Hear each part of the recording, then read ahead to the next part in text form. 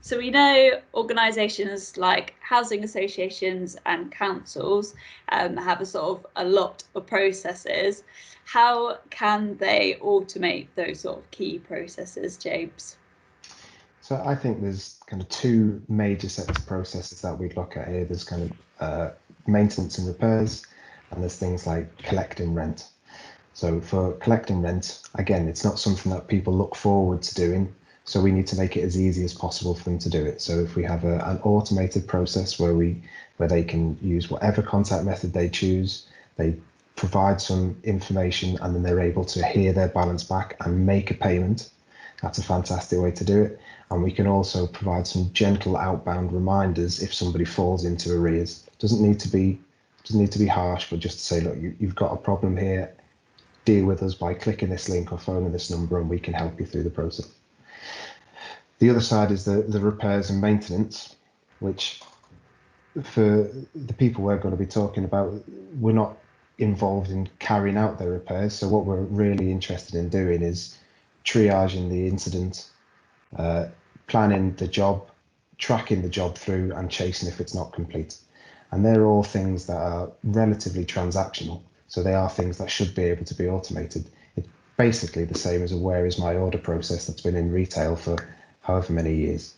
So we can learn some lessons from there, and we can get all of that. And so by integrating with key systems, we can, and setting realistic expectations about when they'll get the next update, we can really start to help remove that stuff from the transaction stuff that agents have to deal with. And that's a great way to deal with the reactive maintenance, but I think Gil's got some thoughts on proactive maintenance as well. Yes, and I think that there's obviously IoT is the buzzword at the moment, especially within housing associations. But you've then got the flip side of all of that data coming in. IoT is great. You can pick up the moisture, the heat, the temperature, and gauge a lot from that data. But unless you have someone piling through that data, how are you going to know when you need to do an action? And that's where, again, similarly to the automated, the reactive process, you're able to actually only highlight those bits of data, which means that someone might be falling into fuel poverty, the humidity is high, there's an emergency light out, and you're then targeting where someone needs to go. So if you're looking after the external building or street, you can say it's street lamp 3 on street B, the light's gone, okay?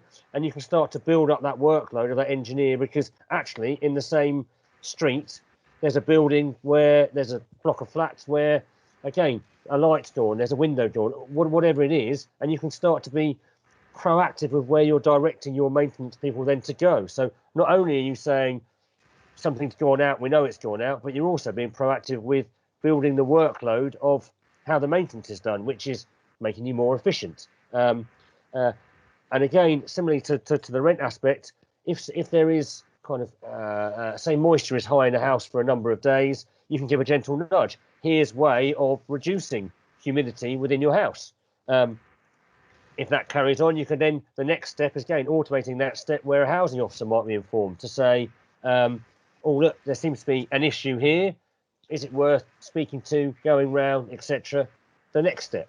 And then you've got the warning, you are X number of days from mould, so some action really needs to be taken. And kind of all of those steps, you're helping with kind of hitting your carbon targets, because you can look at boiler efficiency and when it goes and all of those aspects, but you're also kind of complying with the Housing Act, where you're looking at mould and damp, etc., and picking that up early. So there's a number of kind of aspects there where kind of don't be afraid of the data that's coming in.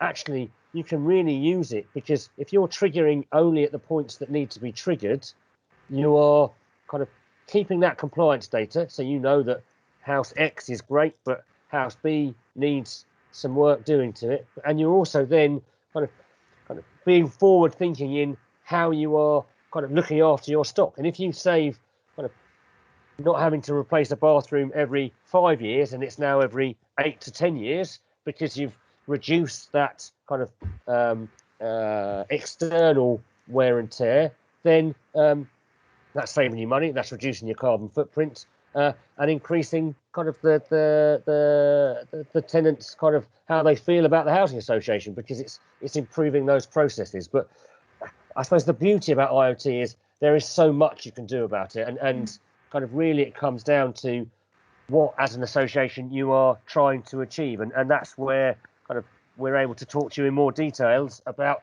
what is possible to do with that data that you are getting in.